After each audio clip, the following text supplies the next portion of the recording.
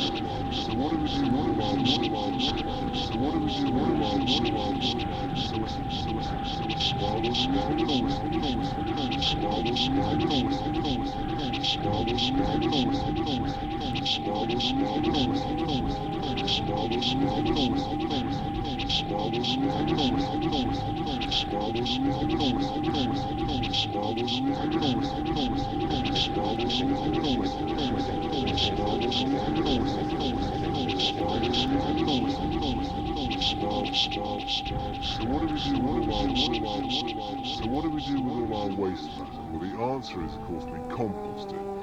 What happens in this instance is that any green matter, non-woody matter, gets composted in these heaps. Now, the one I'm standing on is a heap from last year. It's made compost. When I stick my fork in, it's made compost.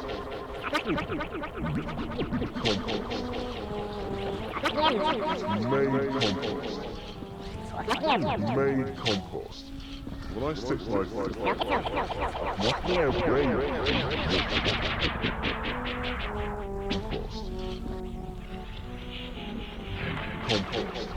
When I stick my fork in, ease it up. Ease it up. This is made compost. Sat. It's sat under a sheet of black plastic stuck roofing for over the winter. Look, the worms, the soil life, it's all broken down. This is the most fantastic. This is the most fantastic, nice and rich material. This is the most fantastic, nice and rich material. Where is it's this is the most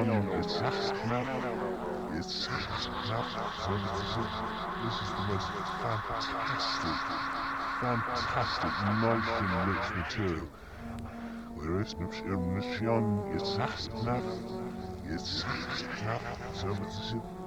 the most fantastic,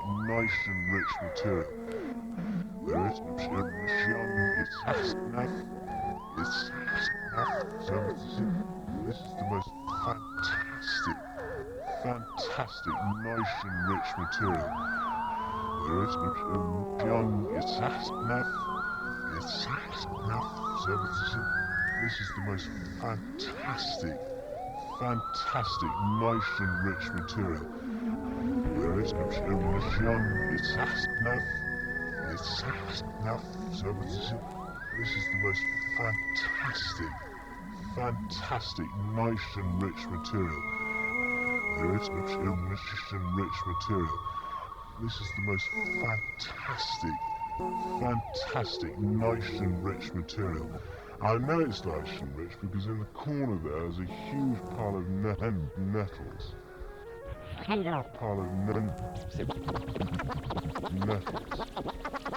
the nettles are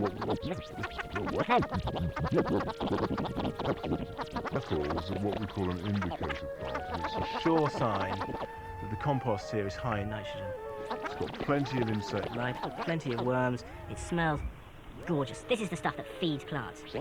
It starts life as, what have we got here? We've got potato horn from this year's first early potatoes. We've got cabbage leaves. We've got leftover seeds and unwanted seedlings. Lots of compost. We've got all this stuff. It gets mixed in. But also, what gets added to it is the chicken manure from the chicken houses. They get cleaned out once a month, and that manure, that guano. is particularly high in nitrogen. So If I hop up here and start digging around this heap, feed it back, you can see that already, just under the first layer, it's beginning to cook. It's cool. Beginning to cook.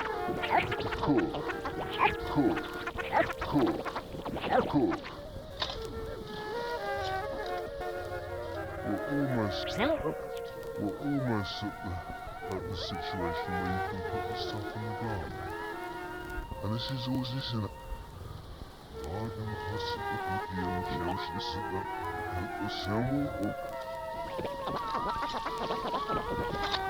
Och, das ist nämlich witzig. So, for the master.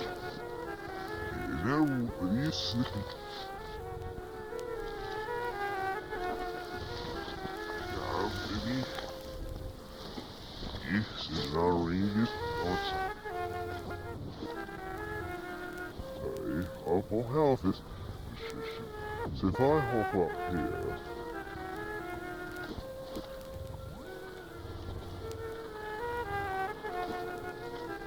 start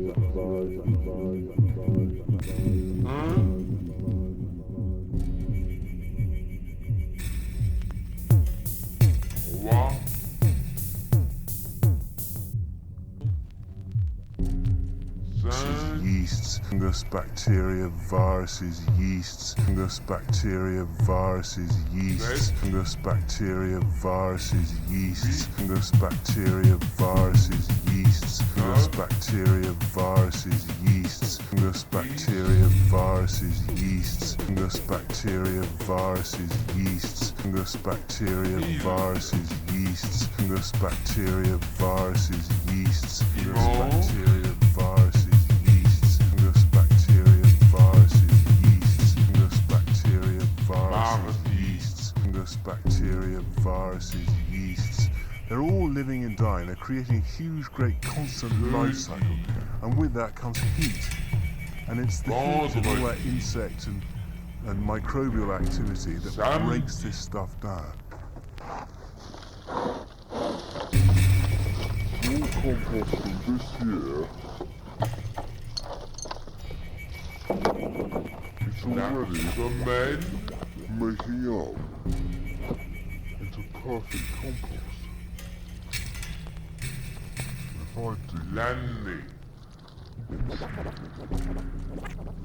no green matter there. Perfect, rich. Worm-rich compost. And that will go to feed the soil. It'll go on in the autumn. But this is really what you must do in your garden. You must recycle what we call recycle nutrients. So not only do you get rid of your waste from the garden, but it goes back in as made compost, natural, ready-made plant food. With well-fed soil as our precious growing medium, it is very important that we learn to protect it, as we have seen by the use of mulching employed at Cowdrey. One of the other ways we can do this is to avoid walking on it as much as possible. Dividing a fruit or vegetable patch into smaller plots by digging paths through the soil can achieve this. When marking out paths or shapes of bed is to put string lines. And the second thing is to secure those string lines in the middle of their length. So whilst they're secured at one end, Obviously, to hold them tight, it's important that the string isn't allowed to move around too much. So what I've done here, purposely a couple of centimetres off the ground, because we're going to be digging out a path along this stretch of string line. But the reason for these canes really is that in the process of moving soil, if it gets knocked and the string gets caught up against it, the canes will stop it moving too far away.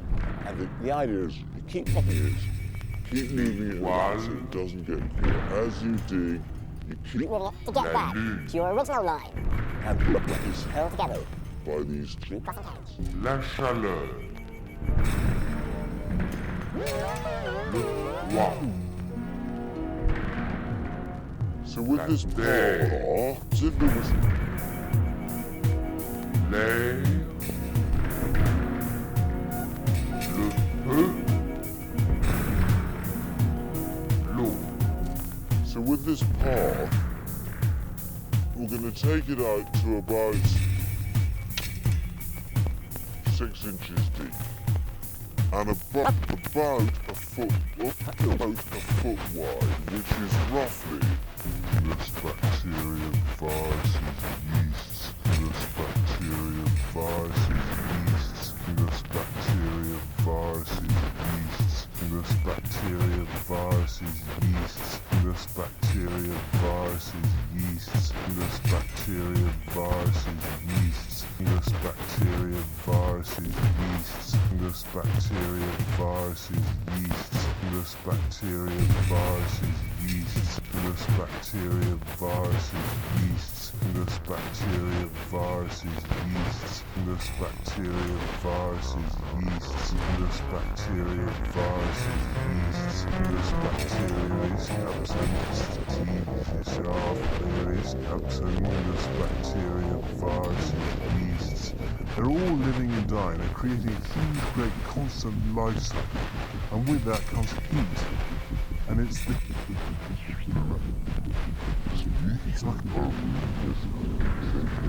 Straight down the neck, quite different from our electrons, from our members,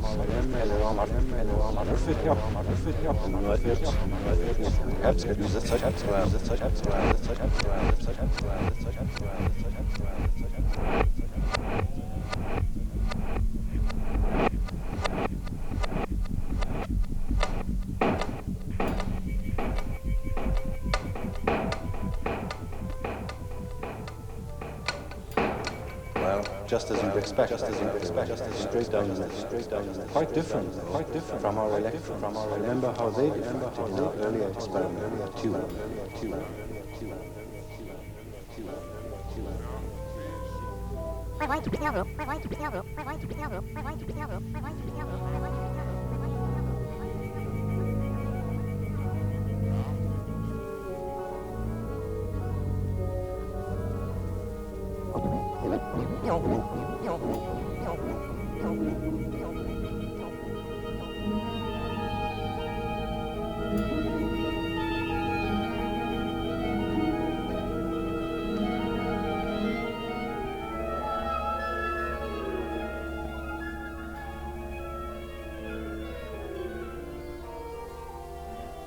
Well, why didn't I get diffraction?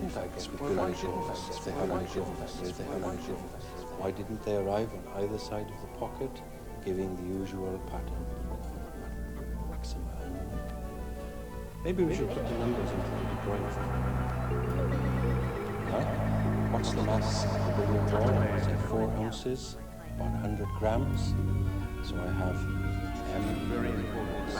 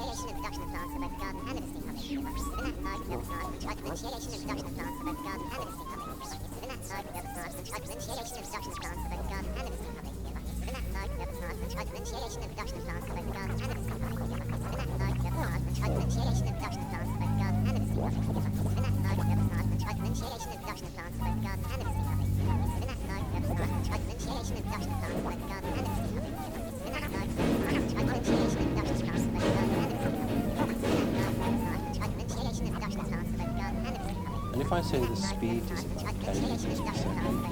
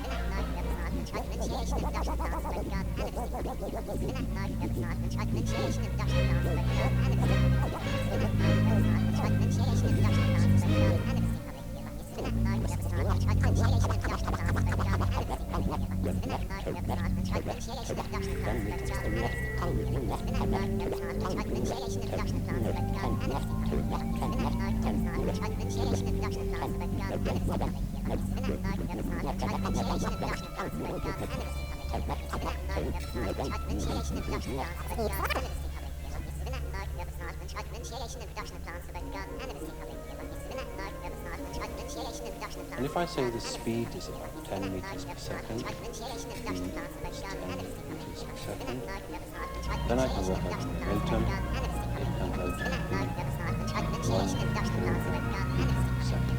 Right. Now let's use the de Broglie formula, which is P well, if I H is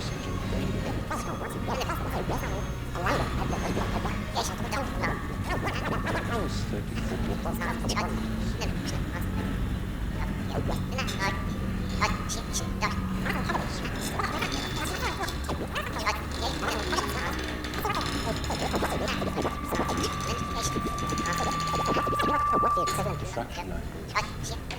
This one. This is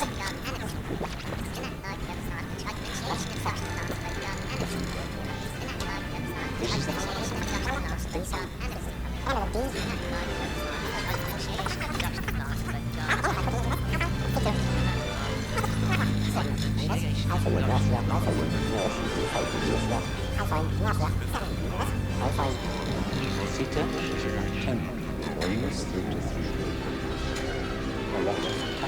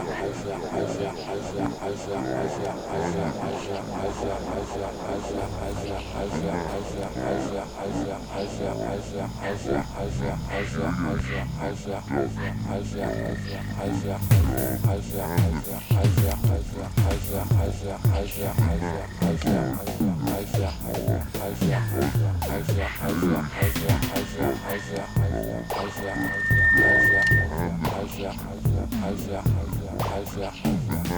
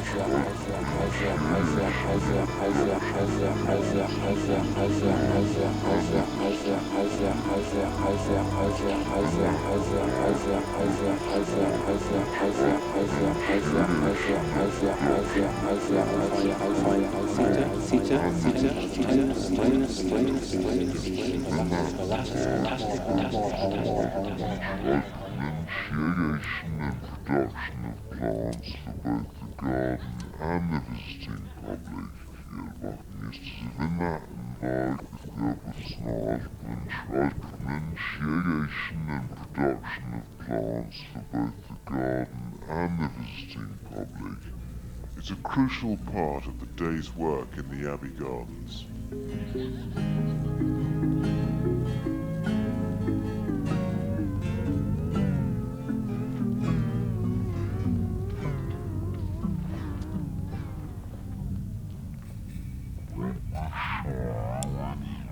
It's the sales house. Now, this is where we grow everything for the public. And it's rather nice because everybody likes to take something home with them.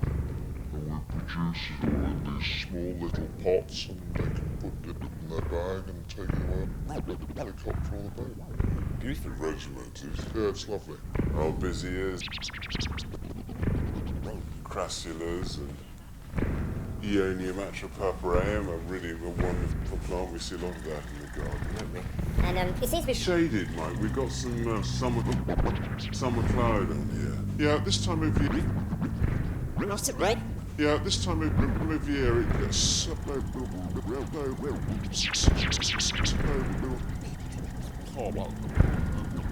If you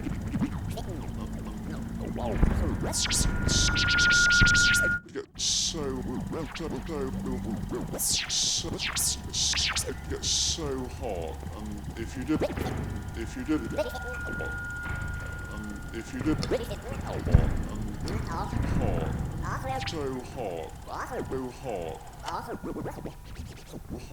and if you didn't have the shading, the plants would scorch. You'd be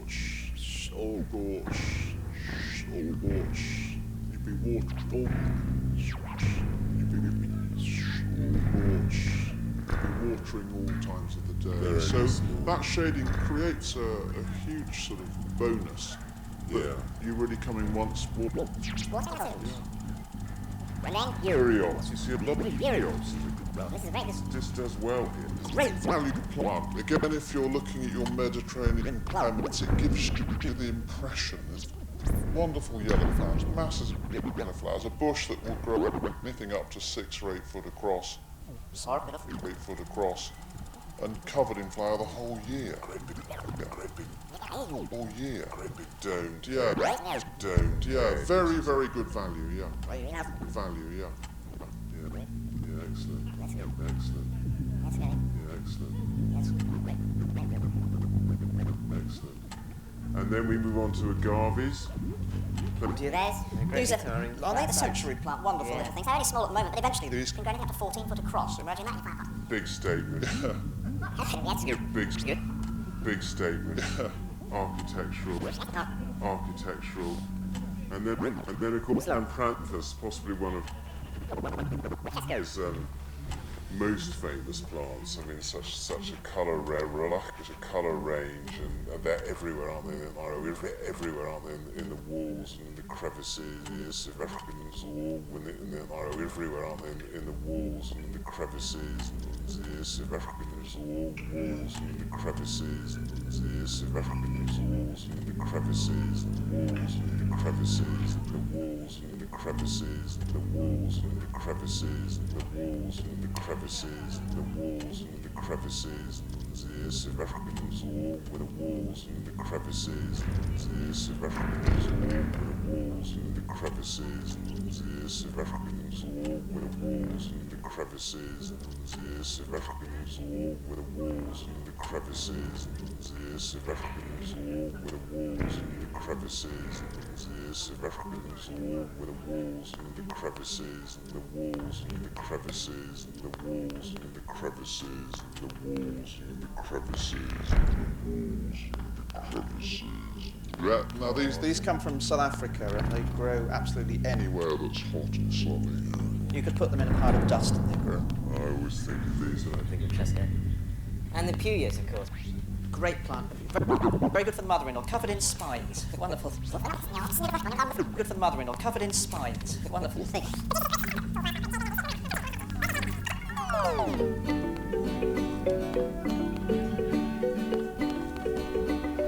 Now, Mike, we're here in one of the propagation houses. One of the propagation houses. And you're going to show us how to propagate some of your signature plants that we see.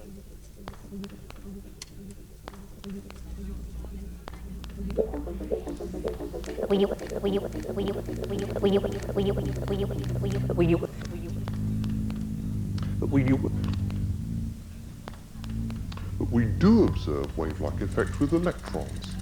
As John showed us, they're diffractive. And when we do experiments like this, we find that the wavelength of an electron is given by the de Broglie formula.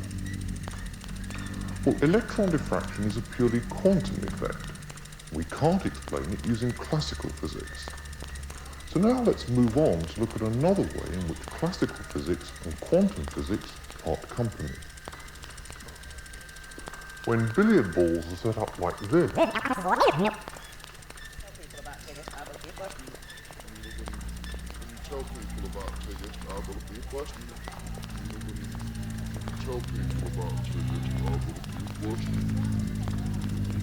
when billiard balls are set up like this, I know that if a ball is going up,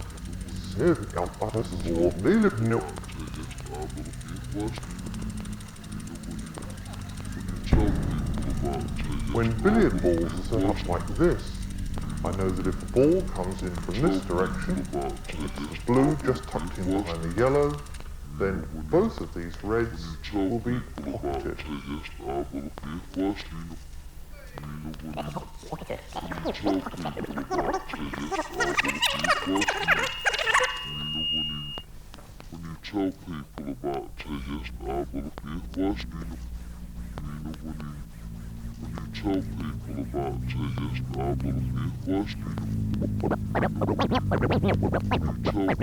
When billiard balls are set up like this, I know that if a ball comes in from this direction and hits the blue just tucked in behind the yellow, then both of these reds will be pocketed. Well, it wasn't just because I've seen it before, the result's entirely predictable on the basis of classical mechanics. If I came back next week and played the same shot, we'd get exactly the same result. Well, this idea of predictability is really just common sense.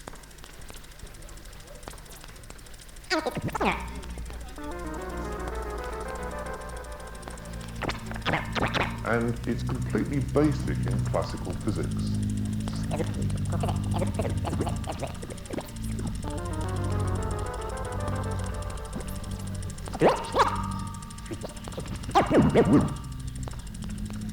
We do an experiment and get a result.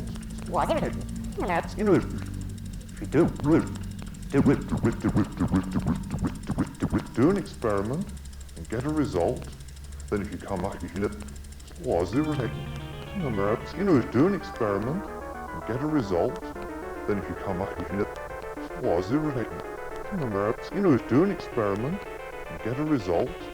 Then if you come up, you can do an experiment and get a result. Then if you come up, you can do an experiment and get a result. Then if you come up, you can do an experiment and get a result. Then if you come up, you can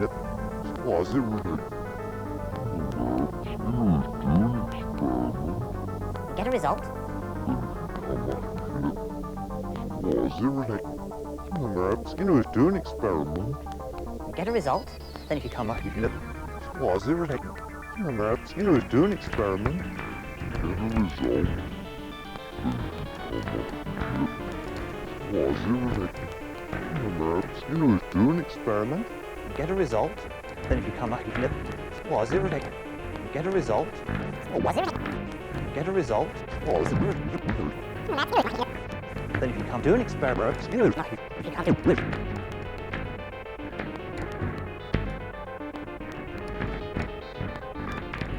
experiment, get a result. Then if you do an experiment, get a result. Then if you do an experiment, get a result. Then if you do an experiment, get a result.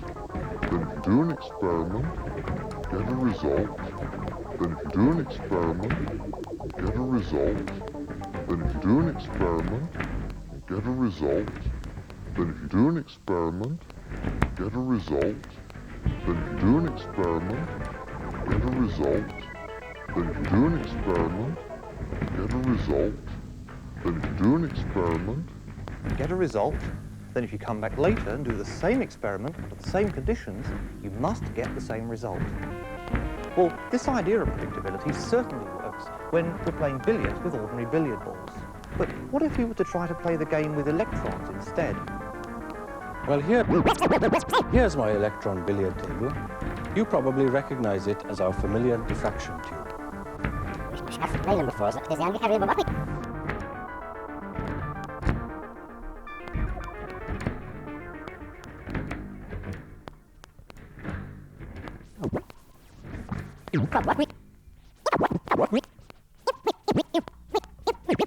You probably recognize it at the... Well, here's my electron billiard table. You probably recognize it as our familiar diffraction tube. So let's pursue our billiards analogy, but sticking strictly to what we can observe with real electrons. At this end, instead of a billiard cue and a diffraction grating, I've got an electron gun and a thin metal foil. And over here, I want you to imagine that I've got a pocket for catching electrons. in reality some kind of electron detector. And as the electrons come along the axis, a lot of them do go into this pocket. But they also end up on these beautiful diffraction rings. Well, now let's concentrate on what's happening in the plane of the table. In fact, imagine that I've got a whole array of pockets spread out on either side of the central pocket. Then I'll get a lot of electrons being caught in pockets in the bright areas, here and here, and very few or no electrons in these dark areas. Well, what I've got, in fact, is my usual diffraction pattern with peaks and troughs. With peaks and troughs, with peaks and troughs, with peaks and troughs, with peaks and troughs, with peaks and troughs,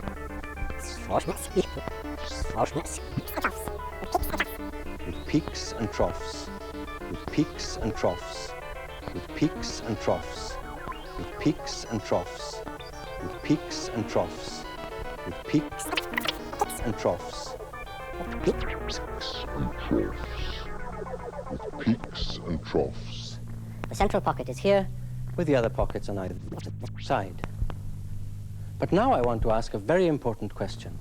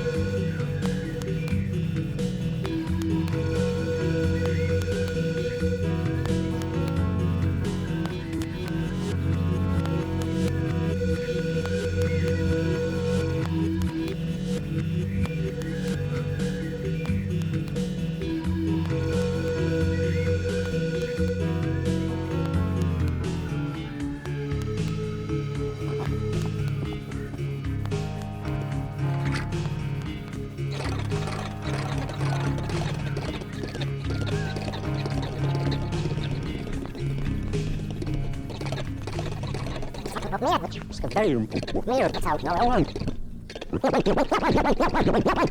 I want to ask a very important question.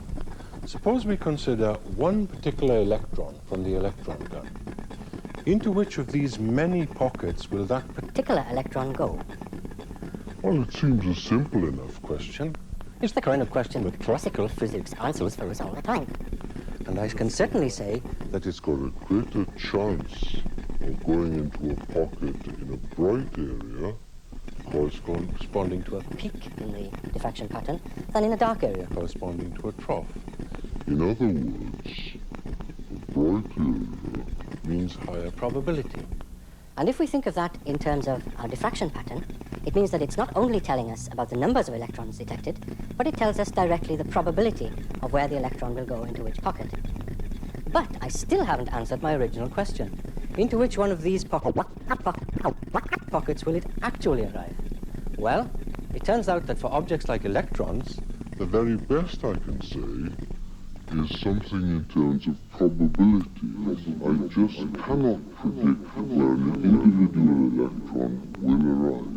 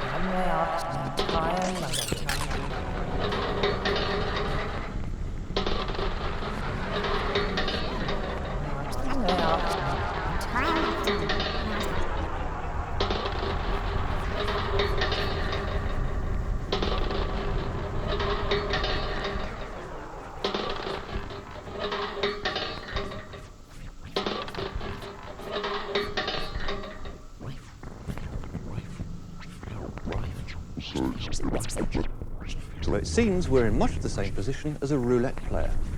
I can't normally predict where the ball's going to end up. No. I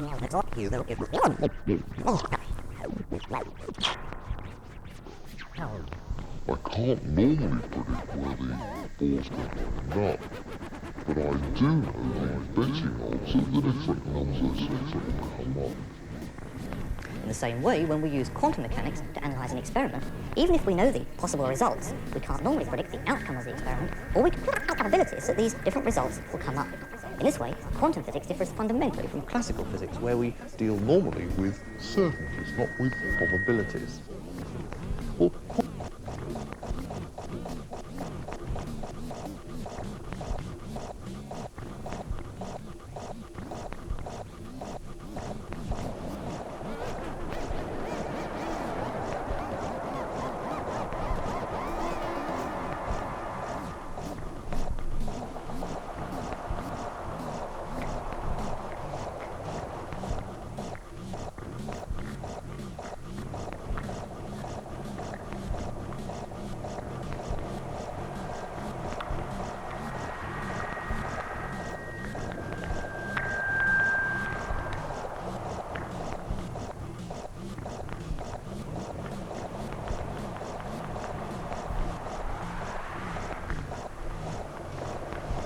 quantum mechanics is a very remarkable theory because it enables us to incorporate this idea of probabilities, and it also enables us to come to terms with the wave-particle duality.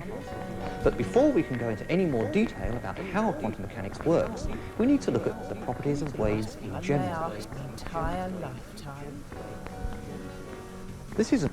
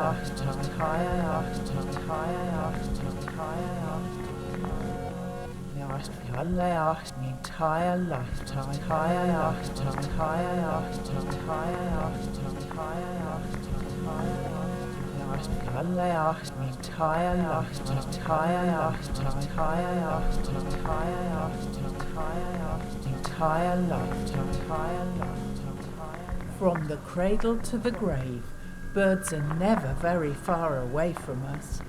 And it's surprising how little effort is required to improve our chances of seeing a wider range of species in our own back garden.